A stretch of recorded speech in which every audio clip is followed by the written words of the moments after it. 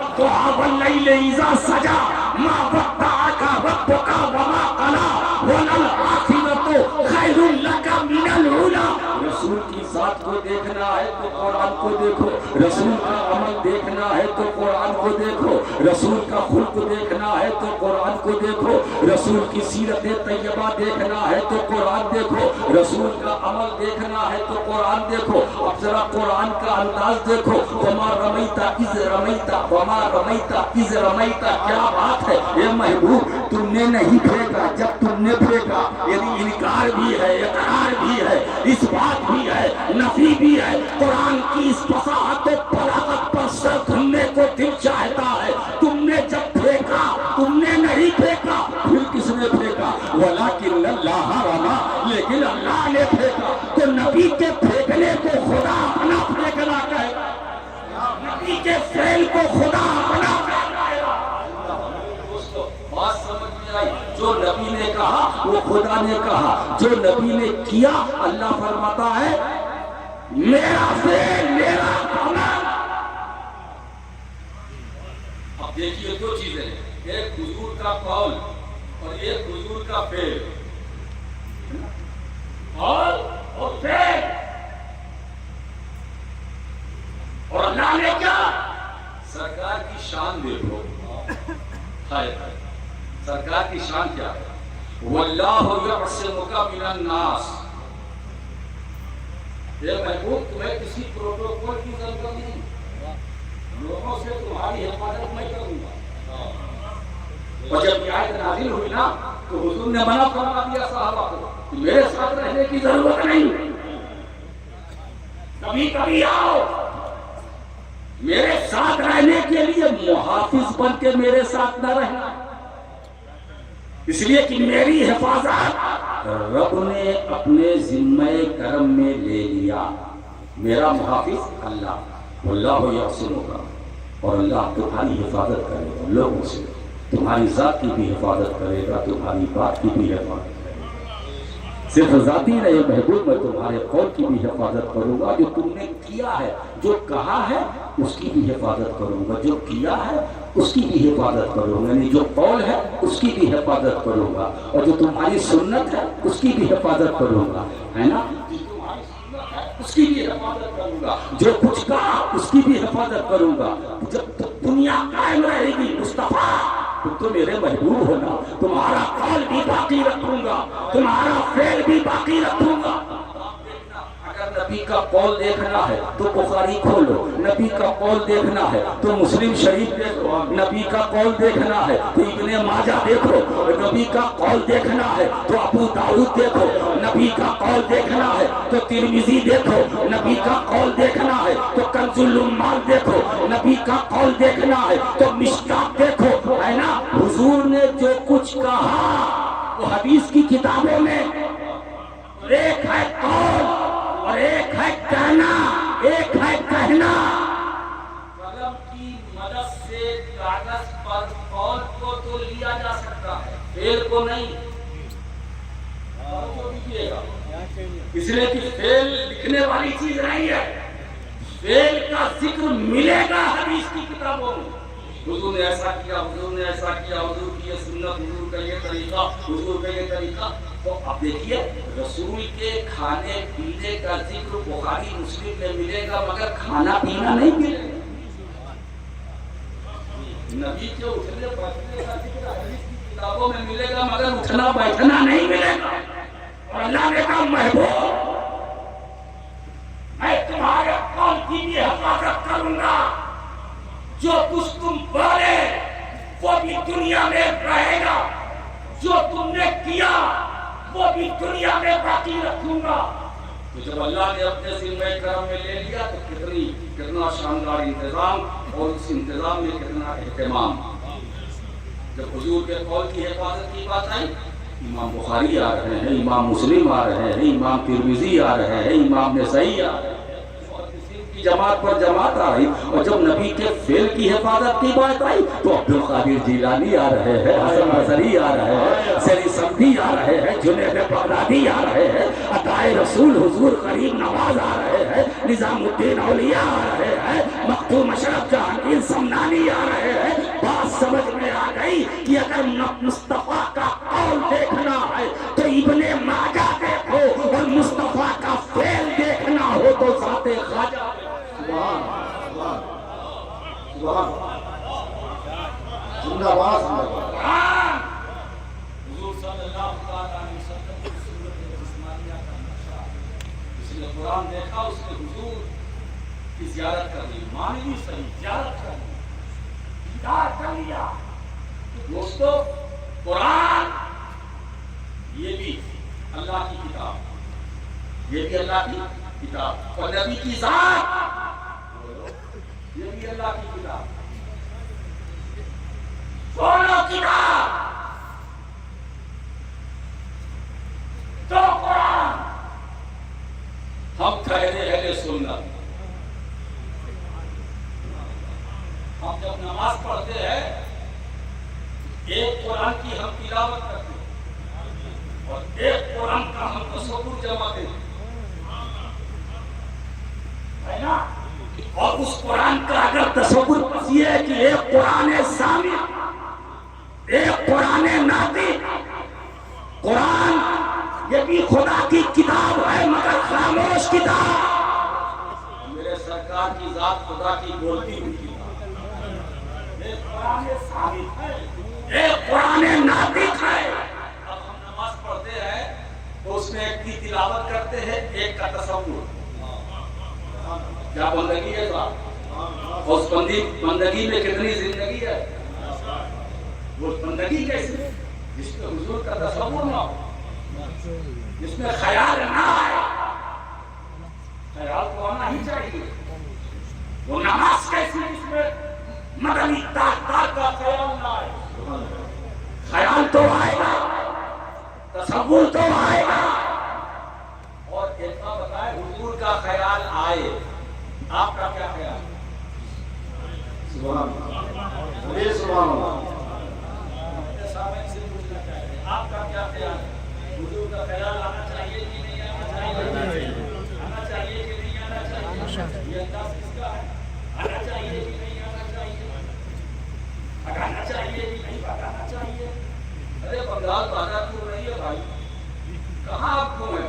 ذہن حاضر کیجیے، خود کر نہیں بولتا۔ ایسا ہونا چاہیے کہ نہیں ہونا چاہیے؟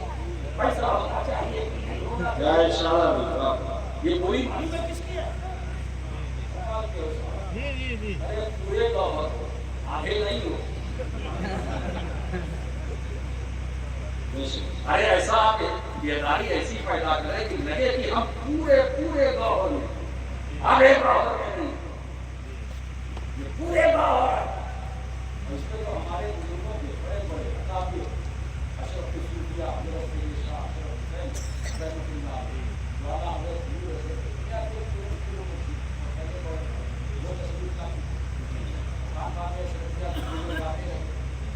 آتے رہیں گے انشاءاللہ۔ تو میں نہیں چاہتا کہ پورے ہی رہے، پورے کے پورے، آدھے نہیں۔ تو خیال آنا چاہیے کہ نہیں آنا چاہیے؟ آنا چاہیے نا؟ پیچھے والے ہاتھ اٹھائیے۔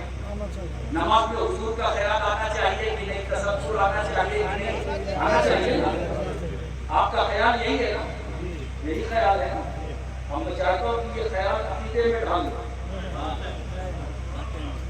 یہ خالی خیال نہ ہے، یہ اہل سنت کا عقیدہ ہے، اہل سنت کا نظریہ ہے۔ اچھا ایک بات بتاؤ، حضور کا خیال آئے گا کیسے نہیں؟ حضور کا خیال نماز میں آئے، اسی خیال کے لیے تو سلام ہے، خیال آئے اسی کے لیے تو ضرور ہے۔ السلام علیکم ایھا النبی، آپ تشہد میں پڑھتے ہو کہ نہیں پڑھتے ہو؟ بولو کیا پڑھتے ہو؟ السلام علیکم، بولو بھائی، آپ پڑھتے ہو نا؟ السلام علیکم ایھا النبی، اب میں ترجمہ کر دوں پوری ذمہ داری کے ساتھ، یا نبی سلام علیکہ،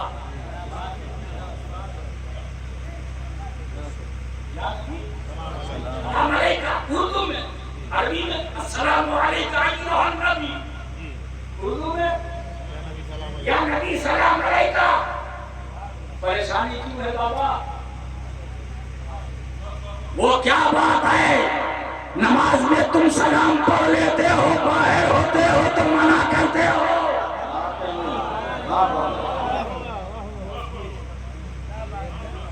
یہ خود ساختہ خانہ ساز نظریہ آج اس کو تھوڑی ٹھوکر لگے گی ہے نا؟ یا نبی سلام علیکہ، یہی تو ہے نا السلام علیکم نبی۔ اب بھائی کہتے بھائی نماز میں پڑھتے ہیں، میں نے کہا اچھا جب اندر پڑھتے ہو تو باہر کیا دقت ہے بھائی؟ جب اندر پڑھتے ہو تو باہر کیا دقت ہے؟ کہا دقت یہ ہے کہ اندر پڑھتے ہیں تو بیٹھ کر، باہر آپ لوگ پڑھتے ہو کھڑے ہو پڑھیے۔ میں نے کہا اچھا ٹھیک ہے، تو پھر آؤ دو ہاتھ ہو جائے، موسم ٹھنڈا ہے، ہلکی ہلکی بارش ہوئی، الحمدللہ۔ میں تو یہ کہوں گا کہ یہ گرم کے بادل برس رہے ہیں۔ اب آئیے نماز کے بعد ٹھیک، نماز جنازہ میں کیا پڑھتے ہو؟ بیٹھے کھڑے کی بات ہے نا، ٹھیک ہے نماز میں آپ نماز پڑھتے ہو تو بیٹھے بیٹھے یا نبی صلی اللہ علیہ وسلم، تو کھڑے ہو کر تو نماز جنازہ میں کیا پڑھتے ہو؟ اب نماز جنازہ کی حیثیت کیا بتا دوں؟ دعائے مغفرت میت کے لیے ہے مگر عبادت خدا کی۔ دعائے مغفرت میت کے لیے لیکن عبادت خدا کی۔ میں نے کہا مولانا 8 سال 9 سال 10 سال پڑھ کے نکلے ہو، بتاؤ نماز جنازہ میں کیا پڑھتے ہو؟ سورہ فاتحہ نہیں، سورہ اخلاص نہیں، سورہ فلق نہیں، سورہ ناس نہیں، ارے قرآن کا جو دل ہے یاسین کہا نہیں، سورہ طٰہٰ نہیں، میں نے کہا کوئی آیت کہا نہیں، میں نے کہا سب سے چھوٹی سورت سورہ کوثر کہا نہیں، میں نے کہا کچھ پڑھتے ہو قرآن سے کہا نہیں، میں نے کہا پھر کیا پڑھتے ہو؟ کبھی زبان میں کہا درود و سلام، میں نے کہا کیسے؟ کہا کھڑے کھڑے سلام کھڑے کھڑے۔ اندازہ لگائیے، غور کیجئے، اللہ نے نماز جنازہ کے اندر قرآن پڑھنا تو معاف کر دیا مگر نبی پر درود و سلام پڑھوایا، وہ بھی کھڑا کھڑا کے تاکہ دنیا دیکھ لے جس طرح میں اپنے نبی پر بٹھا کے درود و سلام پڑھواتا ہوں اسی طرح کھڑا کھڑا۔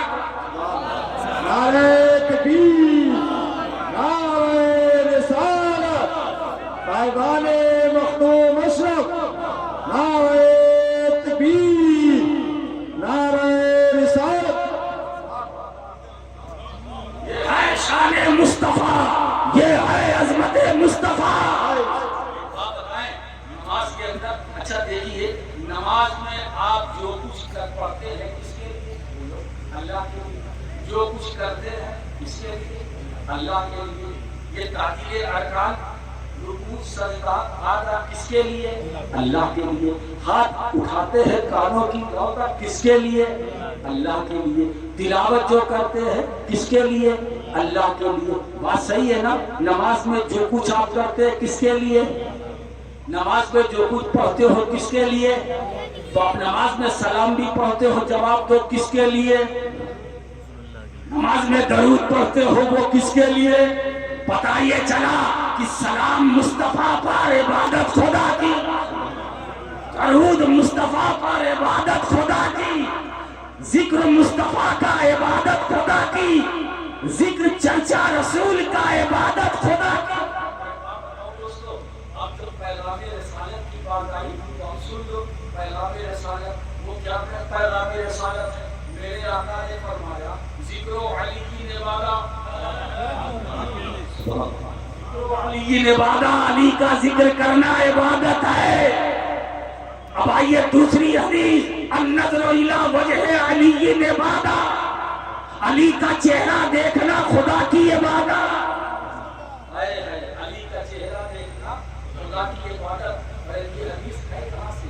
یہ صدیق اکبر رضی اللہ تعالیٰ عنہ وہ روایت کرتے ہیں اور ان سے سیدہ عائشہ روایت کرتی ہے۔ بات معاملہ یہ تھا کہ صحابہ کی مجلس تھی، حضرت سیدہ عائشہ صدیقہ رضی اللہ تعالیٰ عنہ حجرے میں تھی، انہوں نے دیکھا کہ میرے والد صحابہ کی مجلس میں صرف اور صرف علی کا چہرہ تکے جا رہے ہیں۔ مجلس برخاست ہوئی تو انہوں نے اپنے باپ سے پوچھا، بابا یہ بتائیے کہ ادھر ادھر آپ نہیں دیکھ رہے تھے، صرف ٹکٹکی باندھ کر علی ہی کو دیکھ رہے تھے؟ تو حضرت صدیق اکبر آپ دیدہ ہو گئے، فرمایا عائشہ تم نے مجھ سے پوچھا تو سنو، سمیت رسول اللہ صلی اللہ علیہ وسلم، میں نے اللہ کے رسول سے سنا ہے کہ النظر الی وجہ علی عبادہ، علی کو دیکھنا خدا کی عبادت ہے۔ میں اس لیے ٹکٹکی باندھ کر دیکھ رہا تھا، جتنی دیر میں دیکھتا رہوں گا عبادت میں رہوں گا، عبادت میں رہوں گا۔ اس لیے دوستو ان میں تو آپس میں کوئی الجھن نہیں، ان میں آپس میں غیر نہیں، ان میں آپس میں کوئی عناد نہیں، وہ ان سے محبت، وہ ان سے محبت، مگر فکر ہم سب کو ہے، کون بڑا کون چھوٹا، کون افضل کون مفضول۔ ارے بھائی اس بحث میں پڑھنے کی ضرورت کیا ہے؟ اس بحث میں ہمارے لیے سب افضل ہے، ہمارے لیے سب اعلیٰ ہے، ہمارے لیے سب معتبر ہے۔ میرے دوستو ہم جو رسول کے گھر والے ہیں ان سے بھی محبت کرتے ہیں، جو در والے ہیں ان سے بھی محبت کرتے ہیں۔ اگر ہم علی کو نہیں چھوڑیں گے تو صدیق اکبر کو بھی نہیں چھوڑیں گے، فاروق اعظم کو بھی نہیں چھوڑیں گے، عثمان غنی کو بھی نہیں چھوڑیں گے، یہ بھی ہمارے ہیں، یہ بھی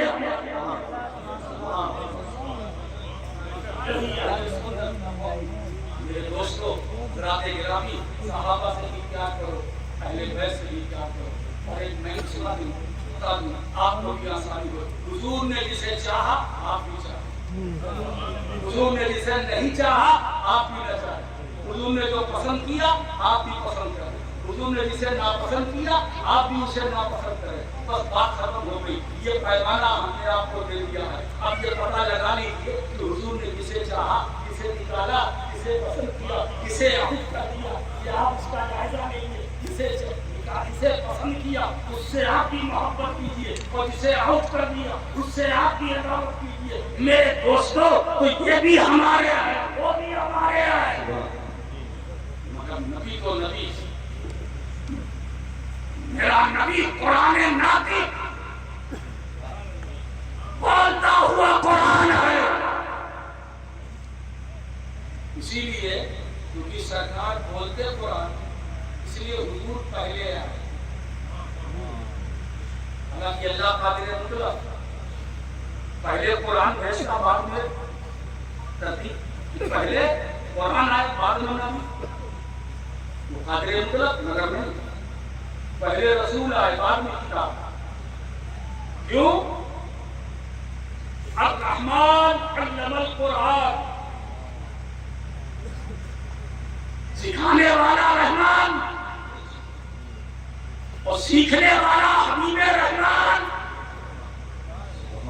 سکھانے والے نے قرآن سکھایا، سیکھنے والے نے قرآن سیکھا، پڑھانے والے نے پڑھایا، پڑھنے والے نے پڑھا۔ تو پڑھانے والا بھی ہے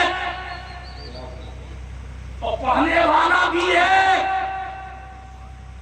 اب اس علمی گوشے کی طرف آپ کے ذہن کو لے جاؤ، نہ پڑھانے والے کا کوئی شریک، نہ پڑھانے والے کا کوئی شریک، نہ پڑھنے والے کا کوئی شریک۔ اگر پڑھانے والے میں شریک کرو تو مارے جاؤ گے، اور پڑھنے والے میں شریک کرو تو مارے جاؤ گے۔ پڑھانے والا پڑھانے میں تنہا، پڑھنے والا پڑھنے میں تنہا، نہ اس کا کوئی شریک، نہ اس کا کوئی شریک، نہ ادھر کوئی شریک، نہ ادھر کوئی شریک۔ ایک بات بتا دوں دوستو، اب جب پڑھنے والا ایک ہے تو ضروری یہ ہوا، پڑھنے والا جب ایک ہے تو ضروری یہ ہوا کہ پہلے پڑھنے والا آئے، پہلے پڑھنے والا آئے، پھر پڑھنے والے نے جس قرآن کو پڑھا وہ آئے، ورنہ قرآن کو پھر کون پڑھائے گا؟ قرآن کی تعلیم کون دے گا؟ ایک بات بتاؤں دوستو، میں نے ایک دعویٰ کیا، اس کے پیچھے ایک دلیل بھی میں رکھتا ہوں، بڑی مضبوط دلیل رکھتا ہوں، نہ پڑھانے والے کا کوئی شریک، نہ پڑھنے والے کا کوئی شریک، کاف ہاں یا عین صاد، حضرت جبریل وحی الہی لے کر کے آئے اور حضرت جبریل نے حضور کی بارگاہ میں عرض کیا، کاف سرکار نے فرمایا علم تو میں نے جان لیا، حضور نے جبریل نے کہا ہاں، حضور نے کہا علم تو میں نے جان لیا، جبریل نے کہا یا، حضور نے کہا علم تو میں نے جان لیا، جبریل نے کہا عین، حضور نے کہا علم تو میں نے جان لیا، جبریل نے کہا صاد، حضور نے کہا علم تو میں نے جان لیا۔ اب لانے والا وہی جبریل ہے، نہ وہ کاف کا مطلب سمجھ رہے ہیں، نہ ہا کا معنی سمجھ رہے ہیں، نہ یا کا معنی سمجھ رہے ہیں، نہ عین کا معنی سمجھ رہے ہیں، نہ صاد کا معنی سمجھ رہے ہیں۔ اور جبریل امین نے جب صاد کہا تو حضور نے فرمایا میں نے جان لیا، میں نے جان لیا۔ پھر حضرت جبریل کیا فرماتے ہیں، کیفا علمت ما لم عالم، اے اللہ کے نبی آپ نے کیسے جانا جبکہ میں نے نہیں جانا، میں نے نہیں جانا، میں لانے والا ہوں مگر مجھے نہیں معلوم۔ اب آپ دیکھو نبی کے نعرہ تکبیر، نعرہ رسالت، حضور معراج میاں صاحب قبلہ، حضور مجید میاں صاحب قبلہ، نعرہ تکبیر۔ بیٹھ جائیں آپ ادب کے ساتھ بیٹھ جائیں، زندہ باد زندہ باد۔ سیدنا مولانا محمد وعلی آل سیدنا مولانا محمد علیہ الصلوۃ والسلام علیہ یا رسول اللہ۔ تو حضور کے علم کی کیفیت، کیفا علمت ما لم عالم، حضرت جبریل فرماتے ہیں اے اللہ کے نبی آپ نے کیسے جانا؟ لانے والا تو میں ہوں، وہی لانے والا میں نے نہیں جانا، آپ نے کیسے جانا؟ آپ نے کیسے جانا؟ تو مصطفیٰ کے علم کی کیفیت کیا ہے وہ جبریل امین کو نہیں معلوم، وہ جبریل امین کو نہیں معلوم۔ جو وحی کے مطلب معنی کو سمجھ سکتے تھے نہیں، بھیجنے والا جانے، جس پر اتارا وہ جانے، اس رب العالمین کو خبر، یا رحمت للعالمین کو خبر۔ اب کاف کا معنی حضور جانتے ہیں، یا کا معنی حضور جانتے ہیں، یہ سب غیب ہے، کاف ہمارے لیے غیب۔ ارے جب جبریل سے کاف کا معنی غائب تو ہم تو ایک عام امتی ہے، کاف ہمارے لیے غیب، کاف کا معنی ہمارے لیے غیب، ہم اسے لغت سے نہیں حل کر سکتے۔ یہ تو بات بڑی ہوئی، فوہا الی عبدہ ما اوحا، دینے والے نے دیا، لینے والے نے لیا، خدا جانے یا مصطفیٰ جانے۔ تو ہمیں نہ کاف کا معنی معلوم، نہ ہا کا معلوم، نہ یا کا معلوم، نہ عین کا معلوم، نہ صاد کو معلوم۔ ارے بھائی جب جبریل امین کو نہیں معلوم تو مولویین کو کیا معلوم؟ کیا بات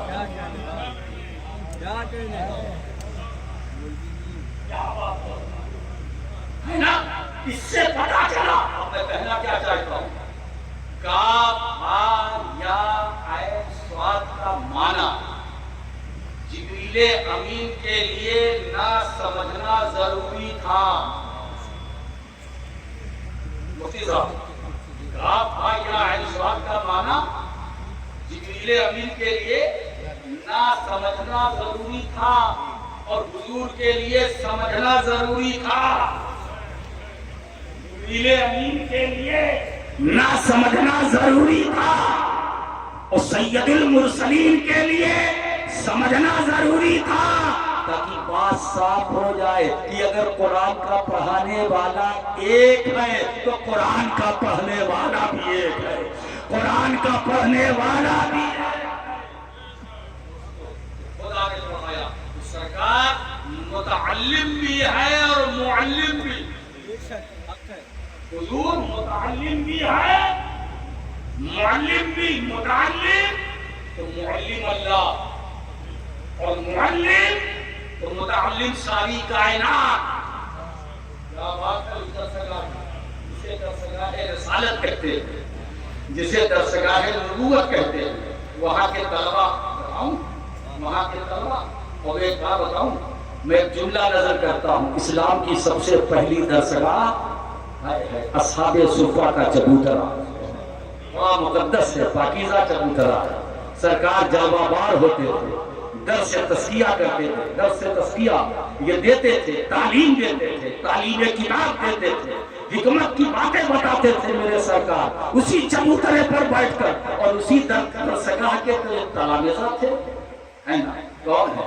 اسے صدیق اکبر کہتے ہو، فاروق اعظم کہتے ہو، یہ طلبا تھے اس درسگاہ نبوت و رسالت کے، جسے عثمان غنی کہتے ہو، جسے فاتح خیبر علی مشکل کشا کہتے ہو، اسی درسگاہ نبوت و رسالت کے طالب علم ہے میرے دوستو، جسے ابو ہریرہ کہتے ہو، ابو ذر و عمار کہتے ہو، سہیل رومی کہتے ہو، بلال حبشی کہتے ہو، سلمان فارسی کہتے ہو، یہ اسی درسگاہ کے تربیت یافتہ ہے، جنہیں طلحہ زبیر کہتے ہو، یہ اسی درسگاہ نبوت و رسالت کے فیض یافتہ ہے، جنہیں خالد بن ولید کہتے ہو، یہ اسی درسگاہ نبوت و رسالت کے تربیت یافتہ، تعلیم یافتہ ہے میرے دوستو۔ ارے سرکار تو سرکار ہے، کائنات میں صدیق اکبر کا کوئی جواب نہیں، عمر کا کوئی جواب نہیں، عثمان کا کوئی جواب نہیں، علی شیر خدا کا کوئی جواب نہیں، حسنین کریمین کا کوئی جواب نہیں، سیدہ کائنات، ارے وہ تو ایسی سیدہ ہے جو عابدہ ہے، راکعہ ہے، زاہدہ ہے،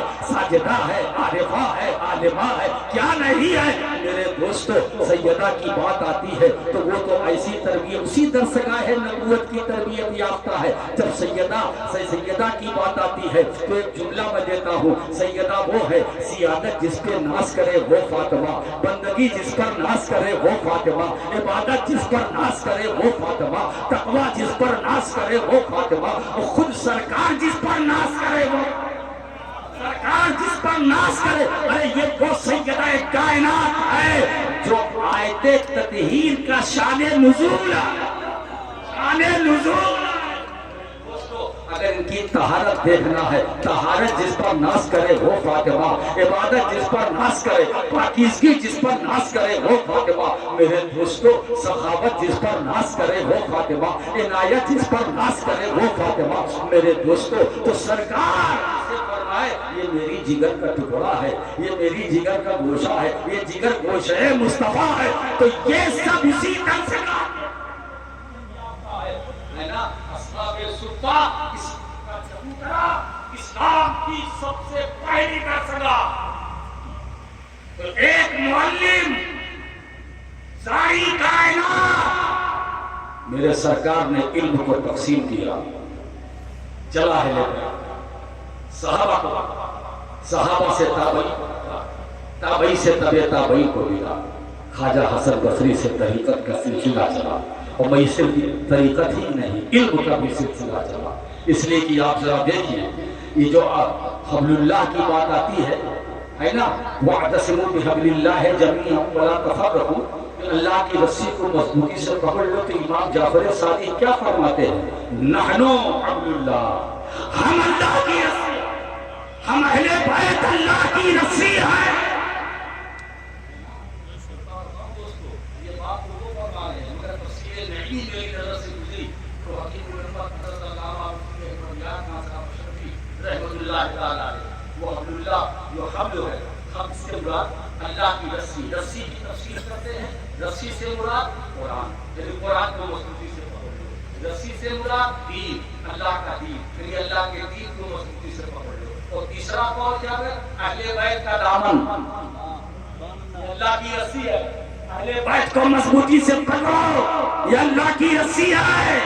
مگر مجھے تیسرا قول زیادہ پسند آیا، وہ بھی قول ہے، اس لیے تیسرا قول پسند آیا کہ اہل بیت کے ساتھ رہو گے تو دین بھی رہے گا، قرآن بھی رہے گا، دین بھی رہے گا، قرآن بھی رہے گا، دین کی بھی سمجھ ہوگی، قرآن کی بھی سمجھ ہوگی۔ اور اگر صرف قرآن رہا تو دین خطرے میں، دین بھی ہے، قرآن بھی ہے، اہل بیت کا ساتھ نہیں ہے تو میرے دوستو تمہارا دین خطرے میں رہے گا۔ اگر دین کا تحفظ چاہتے ہو، اگر دین کو بچانا چاہتے ہو تو جو دین کے بادشاہ ہیں ان کی پناہ میں تمہیں رہنا، ان کی پناہ میں تمہیں رہنا، ان کا دامن تمہیں تھامنا پڑے گا۔ کیوں؟ ہم اہل بیت اللہ کی کی رسی ہے میرے دوستو، یہ اتنی مضبوط رسی ہے کہ جب قبر میں جاؤ گے تو وہ رسی کام آئے گی، قبر سے اٹھو گے تو وہی رسی کام آئے گی، تم صراط سے گزرو گے تو وہی رسی کام آئے گی، جب ہم میزان عمل پر تمہیں ضرورت ہوگی یہی رسی کام آئے گی،